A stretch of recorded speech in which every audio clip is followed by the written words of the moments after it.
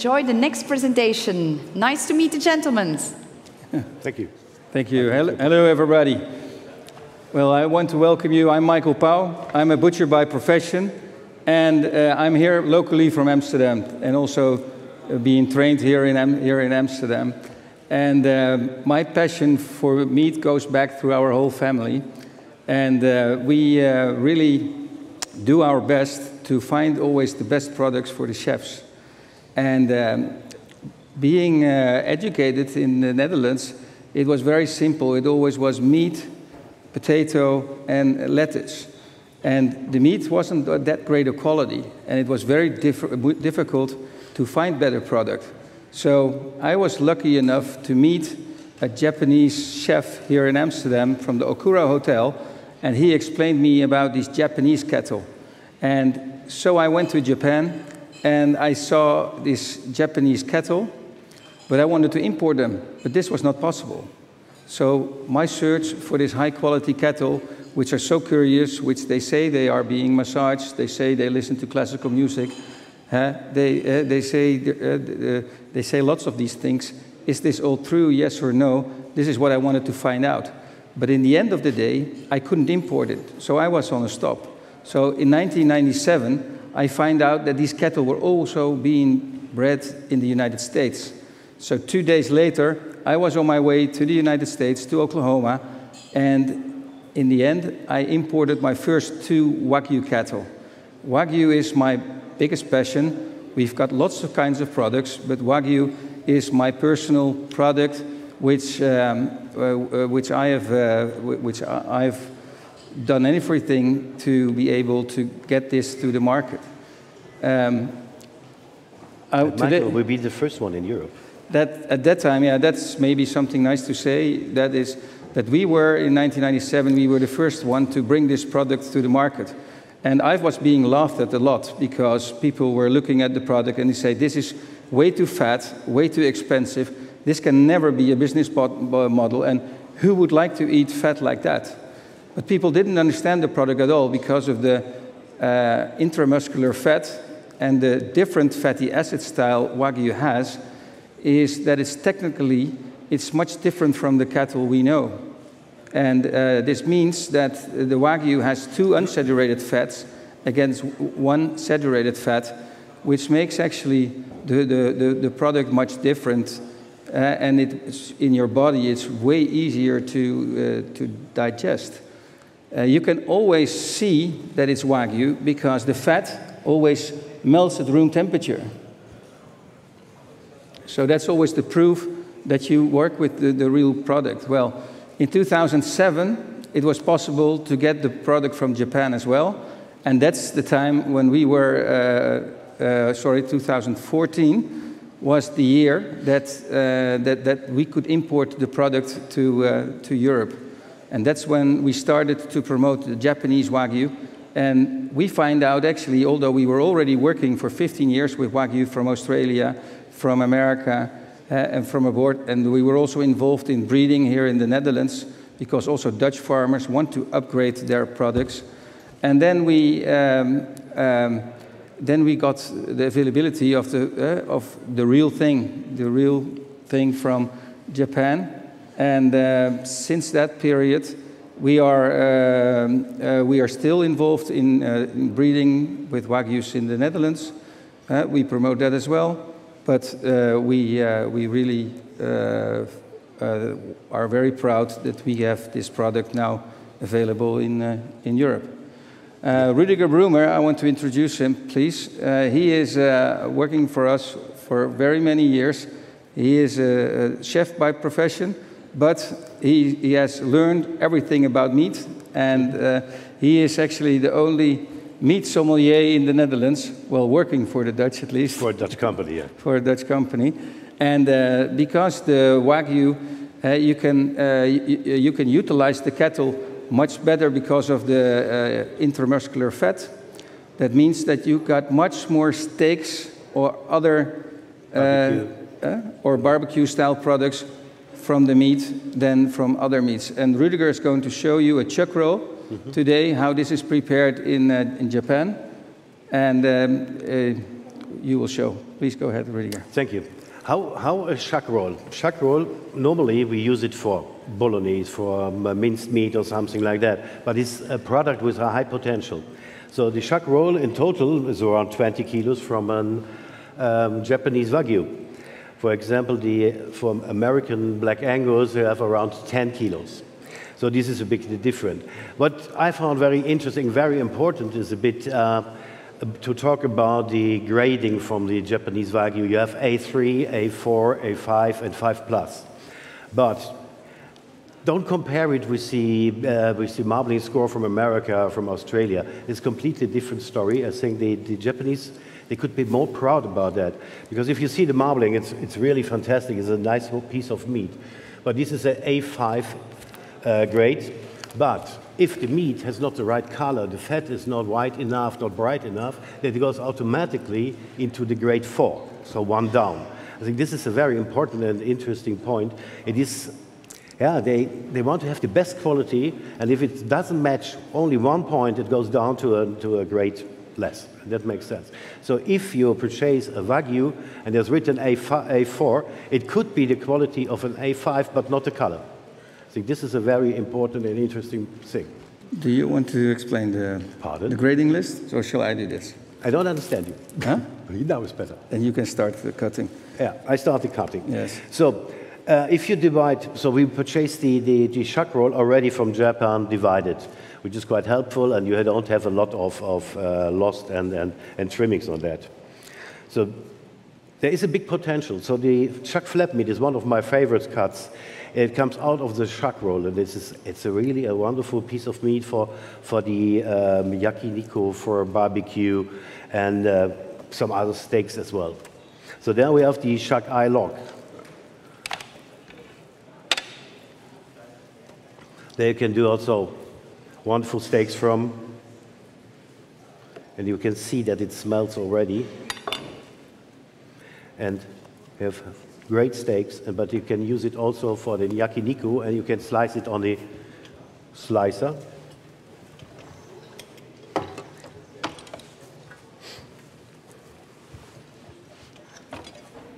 So, for the sukiyaki. Michael, maybe you can describe a bit the sukiyaki. Yeah, well, sukiyaki is a Japanese dish. Actually, they've got two kinds of. They've got two kinds. They've got the shabu shabu and the sukiyaki, and both are dishes where which are very thinly sliced, and that's actually the big difference between the European style of cutting meats and the Japanese. The Europeans actually they make steaks and they make burgers. So everything what's not so tender, they tend to make burgers out of that and send it through the grinder. The Japanese, actually, they don't really know about burgers. They do now, but for many years they were not really very familiar with that. No, they have a lot of respect of the whole animal. So the idea of from nose to tail, it's much more common in Japan than in Europe. That's my opinion. And because the meat is so marbled, and if you cut the meat thin enough, then the slices will also be able to cook them very shortly, and they have a steak effect.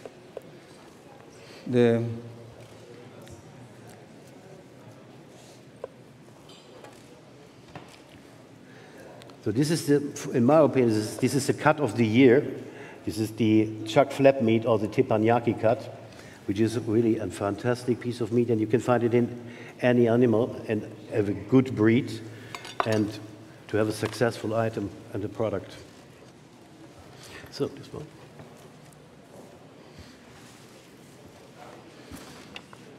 So this is more or less how you call it. This is the ribeye for the poor people. Yeah. This is what they call in America a poor man's ribeye. Yeah. As you know, the chuck roll is from the front part of the animal, and usually the luxury parts are the back of the animal. But so next stop is the ribeye from the chuck. So the next, correct. But if you cut it thin enough, this will have the same effect as a ribeye. And actually what you see now with the chuck roll, that's one piece of meat where you can make all the different style dishes that you want to.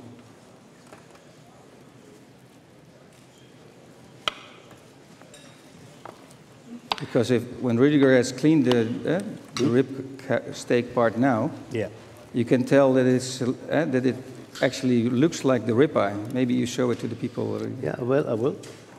Need some fat for the chefs, so we can use also the fat for the teppanyaki plate, if you like.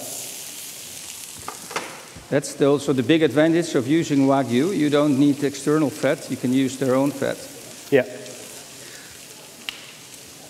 The good thing, if you smelt the fat, you can use it also for the vegetable, for potatoes. It gives a special extra flavor.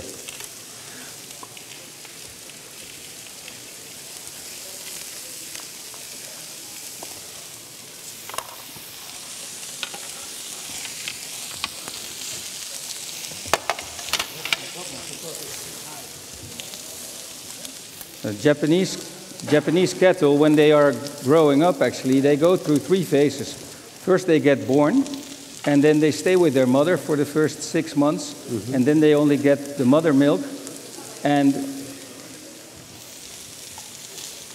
they are mainly grown on mother milk. Then after 6-7 months, they go to the market, and then they go to a feeder. And a feeder takes care of the carcass first, so he let them grow and let him get adult, so his carcass gets the right weight.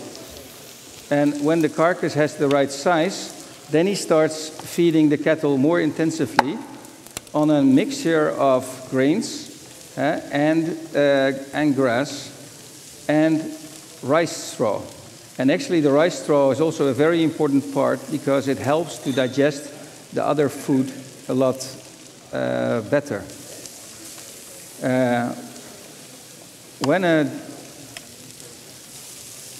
When a Japanese cow goes in the last phase where they feed him, then they are mainly in stables which have a roof but are open, so you can so they can be kind of like have the feeling for outside, but they don't let them run. This is a bit strange because you think cattle should be outside and should be on the grass. For Wagyu cattle, that's different. And I always try to explain it a little bit. You know, these cattle are being bred for so many years in such a style that their DNA, their genetics, these cattle are not used to walk 10 kilometers a day. It's the same thing. You know, I have a yachting dog. My dog needs to do 10 kilometers a day, but if I bring my Chihuahua 10 kilometers a day, it's not very healthy for him probably. Well, this is the way normally cattle have to be outside, and we like them to be outside. For the Japanese cattle, they don't walk around that much. They do play, and they do you can tell them that they're healthy cattle, and that's mainly also because of the feeding quality they get. So they are expensive cattle. So a farmer doesn't need to worry about what you feed them. If something maybe went wrong in our European system is that we try to create protein, or we try to create meat as cheap as possible all the time. In Japan, it's never, the competition is to create something as cheap as possible, but too good as possible. I think the rump cap is also a good example for that. The rump cap is more expensive than the ribeye, normally. Yeah. More or less, something like that. So they are looking for different qualities and different cuts which they create perfect dishes from. But what I want to tell you is that because of the feeding, and that's also what you see back in the cooking, is that the Wagyu caramelizes very quickly. And because it's quite high in sugars, you will see that back when you cook the meat as well, and that's what Jacob Jan was just doing.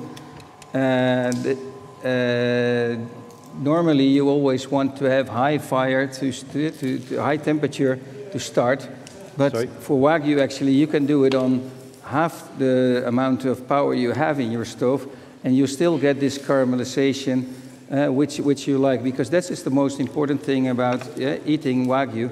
Wagyu is very saturating, it's heavy, so you don't need to eat as much meat as possible as well. So we always tell the people, like, between 80 and 125 gram in your dish is more than enough. More than enough. Yeah, we have to be open, completely openly about the Japanese cuisine and to understand the philosophy and what they are thinking about and what they are creating, the respect of the animal, how to prepare the food. If I remember the day in the Meat Academy in Tokyo, what kind of respect they have before they take the knife on a rum cat, for example. Is this really something special with a lot of respect? And what we are doing in Europe, we eat meat with veg, and they eat veg with meat. Yeah. No, in Japan they are much further probably than the way we are used to. We use the ingredient meat. Often you choose the meat kind, and then you select your vegetables. Well, we learned today also that in the future that's going to be the other way around. But in Japan, this is always the case. You know, people choose a certain dish, and then it's with meat, or it's with chicken, or it doesn't have any protein at all, and they eat meat much less of it as well. And that's actually what we are standing for for the future, is that people want to eat nice food. Also, meat is that, but maybe less meat, but better meat. And exactly. If you find better meat, then this is absolutely the most delicious and different meat you've ever had. Actually, if you eat the meat, I'm curious, because lots of people always say, you know, I don't really recognize it as meat. It is more like a praline. The flavor of the Wagyu is a bit like a praline. You take it in your mouth, you feel the smelting point on your tongue, and then it's the taste of the flavors coming, the umami, or also the fat, the sweetness, a bit of coconut, apricot. If you really eat it with closed eyes, there come so many flavors. What I sometimes do myself, if I eat meat in Japan and I want to make a decision about the quality of the product, because in Japan they have 250 kinds of different Wagyu brands, or more, even more. But then I chew on the product, and I just chew just as long, like kind of a chewing gum, that I get all the flavor out. Then when I've got all the flavor through my mouth, then I have the meat suspension, what's left, and I actually take it out of my mouth and I don't even eat it. And that's a way how you can see the quality. You don't eat the meat? I don't eat Mikel. the meat. I eat the fat. I eat the fat. Yeah, correct. Yeah. What I found also really interesting is the traceability of the Japanese Wagyu. So every cattle gets a passport, and there you have a code. You can see 5 generations in the internet if you go to the website. So the traceability is 100% done, and you can be sure that this is 100% full-blood Wagyu from Japan. This is from the prefecture Gunma, which is 120 kilometers northeast from Tokyo. And it's really nice. And I think the dream about hearing music, it's okay if you have your car close to the facility, then you can switch the music on. But it is for Europe. It's a European market, and they want to feed the world with the goods and with the meat, and this is really good. No? So this is the traceability 100%. That's what I like. Yeah.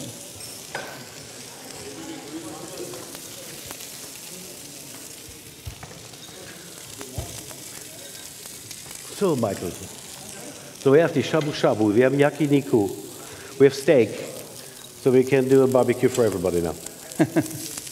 Well, I promised the chef that the people will not eat too much meat, so we should not do that. But come on. I think it's important that we like to clarify a bit what are the big differences with eating Wagyu or eating European meat. If you select in Europe the best cattle, the grade will be about number 2 and number 3. If you go to Japan and you want you want the best quality, that will be from number 10, 11, and 12. The marble score, that's called the BMS. BMS. Stands for Beef Marble Score.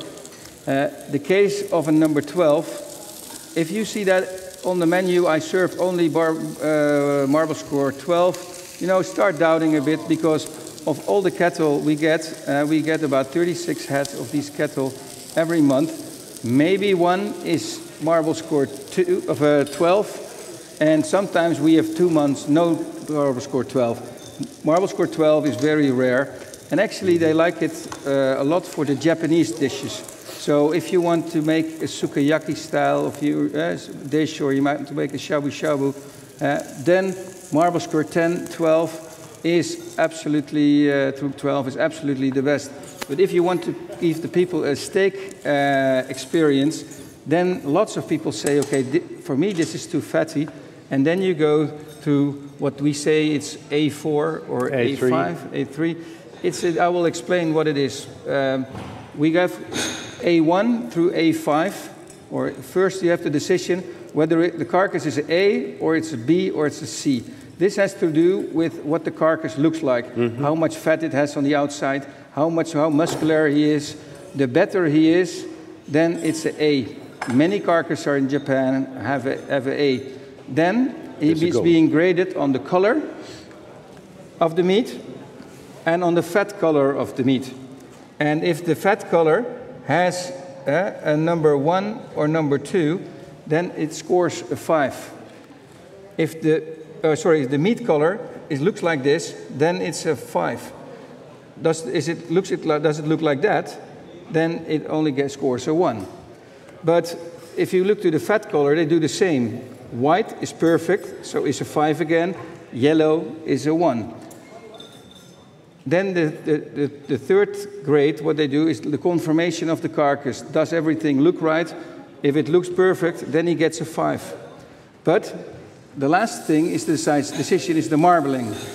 And if the marbling is a number 1 or number 2, then it's A1 carcass. Is it number 3 through number 5, then it's A2 carcass. This is what goes to the export. Huh? A3 to 5. A3 to 5 is the ones who are going to export. And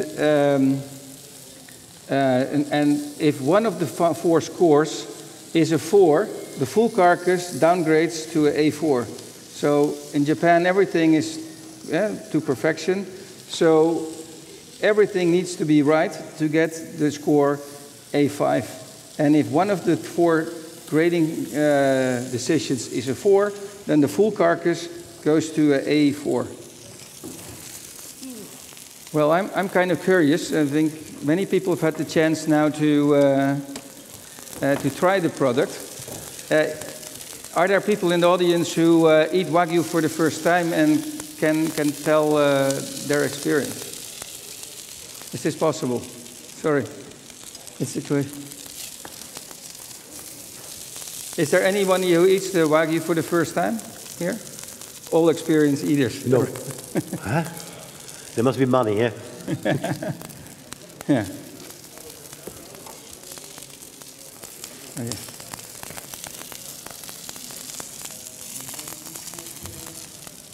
Sorry, is there anybody who has a question so far about the Wagyu? No. Yes, sir. Thank you.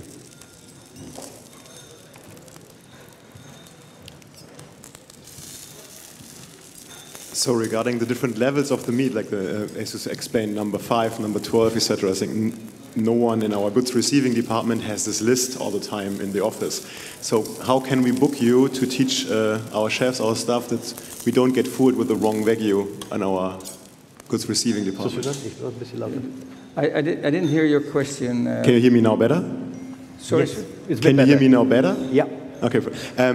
So I love the explanations of number 5 or number 12 and how the different parts in that. But for the goods receiving or the restaurants or the chefs we're working with, not all of them has in mind. So how can we book you to teach to find a good Wagyu and it's not fooled? Because as you mentioned, if you have on the menu only number 12, it's mainly you get fooled, right? Yeah, it's actually very simple. If you buy the genuine Wagyu, you will always have, the meat will always have a sticker on it. On this sticker, there is all the information about the carcass, which you can even track yourself, for yourself. And there's a number. And the number is right here. I think the question was a bit different, if I'm right. So how you can introduce your stuff, yeah? So that they get the knowledge about introduce by Wagyu and try it together with them. But there's also some really interesting brochures in the internet. We can send also some where we have all the description in. This is really very complex. Absolutely. So only to say this is an A5 and done. No, this is not 100%. The A4 could be also the marbling from 5. So how can I find the right description for my stuff? That they say, okay, this is A5, but this A4 looks the same. No, it don't look the same. It's the color of the meat, of the fat, and also how the fat is inside. So how is this mixed in? I don't know the word in English at the moment, but this is exactly, that's what you mean, no? And this is the most important thing. It's not about the guest, because the guest is sitting outside and he if you make a shabu shabu or something like that, he got the raw meat and can see the fantastic marbling. In the moment, if you roast it or grill it in the kitchen, it's done. It's done, yeah. Then it's only the flavor. Yeah. No? Thank you. It's tricky and it needs time. So we've been 4 or 5 times in Japan, and it's always a new idea, and you find new experiences about the meat, and then the respect, and all together, this is the thing. Thanks a lot. Right. Yes, well, Thank you. Of applause. Give them a big round of applause. Michael, Thank you. Rudiger.